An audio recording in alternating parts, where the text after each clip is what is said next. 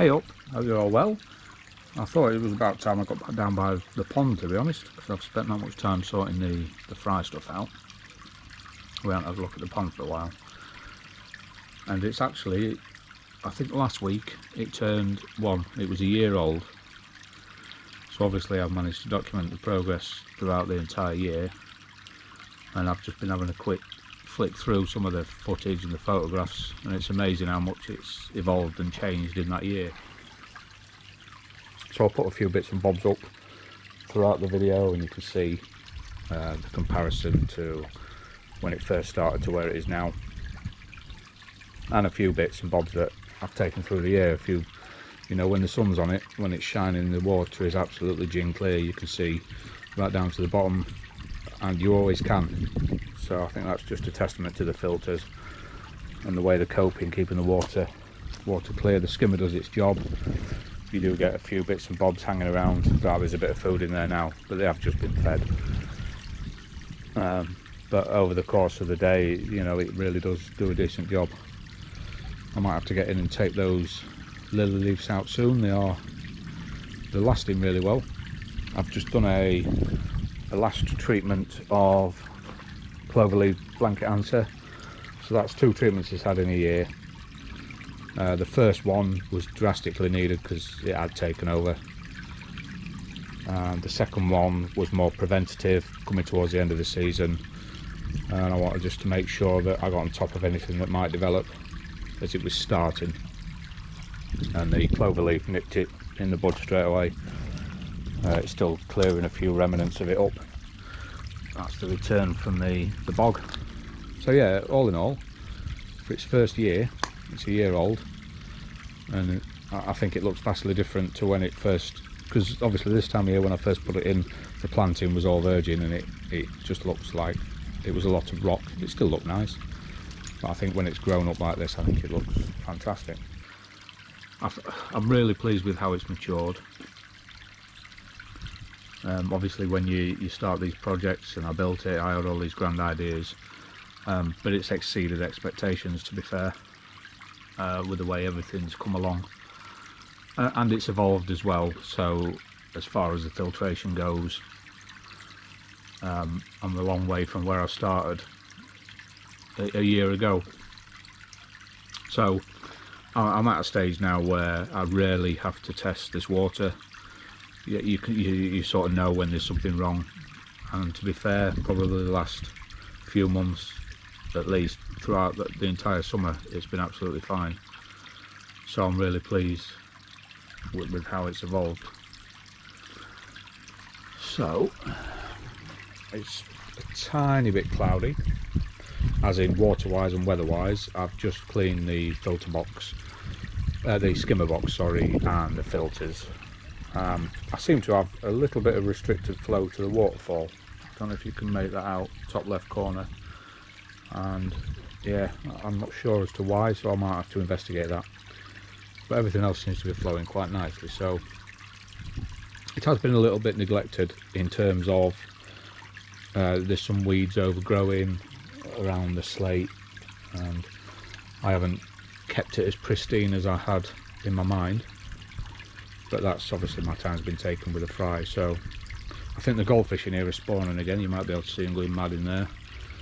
But and Mo's just, every time he eats, he flashes his gills on that rock. So I don't know if he has a problem, but I think he just gets food stuck in his gills. He's the only one that does it. When I first got him, I sort of panicked and thought there was something wrong. But it's consistent, once or twice, every time he's eaten. So I've had him out as well, checked him over, there's nothing wrong. So I scraped him, there's no parasites. But it is concerning when you see him flash. So yeah, so here's this little tree, the little £5 tree that I had no idea what it was from the garden centre. That's beautiful. I am going to take that out and pot it and dig it in the same position but in a pot, just so the roots don't come down and knacker my liner. In fact, I'll put a picture up of when I first put it in, and you can see the difference, and you can see how everything's grown. And let's take you around to the waterfall, or the stream, and you can see all the mosses and the weeds but I think it adds character to it. It looks, in fact a neighbour came round a couple of weeks ago and she said it looks like it's always been there. So I suppose that's a really good compliment, because that's sort of what I was aiming for. The bulrushes are really shooting up now, and all these grasses, everything that was planted has come on really well. So you can see it looks a lot more natural now. It breaks the rocks up, and this is a weed. It's quite invasive, but I left it because it looked quite nice. It grew over the rocks, it didn't impede flow in any way. So yeah, and the fish nibble on it as well. It hasn't done any harm. So we've still got quite a few lily pads. They've done really well, and we did in the end get some decent flowers. And they survived longer than I thought they would. I thought they'd have been eaten, but this grass has come on really nicely. And then there's the bog. So again, I'll put some pictures up of the bog when I first planted it in. And you can see the difference.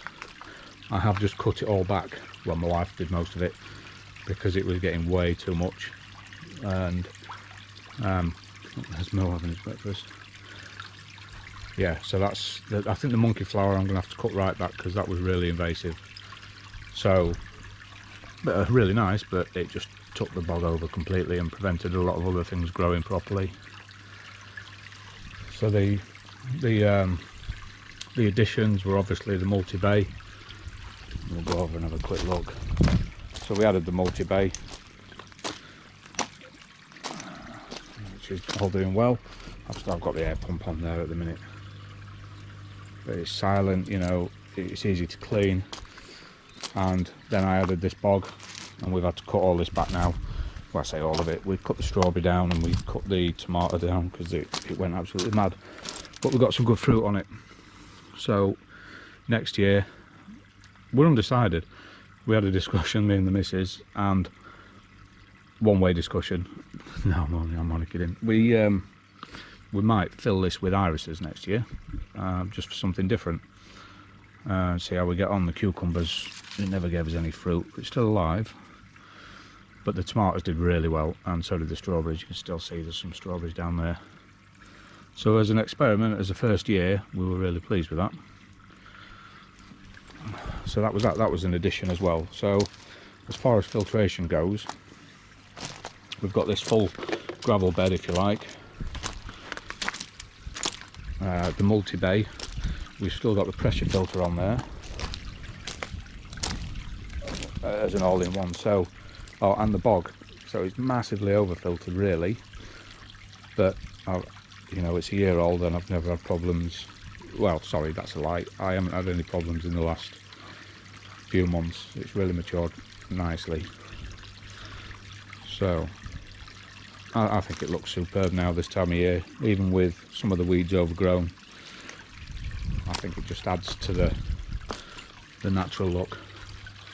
Some of the flowers that we had a nice umbrella plant down here, but Mo there, I think he absolutely demolished that. Well, certainly between them they did. So that didn't last. But everything else has. I did expect him to take it all out, but that wasn't the case. So yeah, that's how it's evolved in a year. Like I said, I will put some pictures up, and so yeah, I welcome all thoughts, comments and feedback. Thanks very much for everyone that comes back and watches me ramble on, and we'll see you all again next week. Cheers.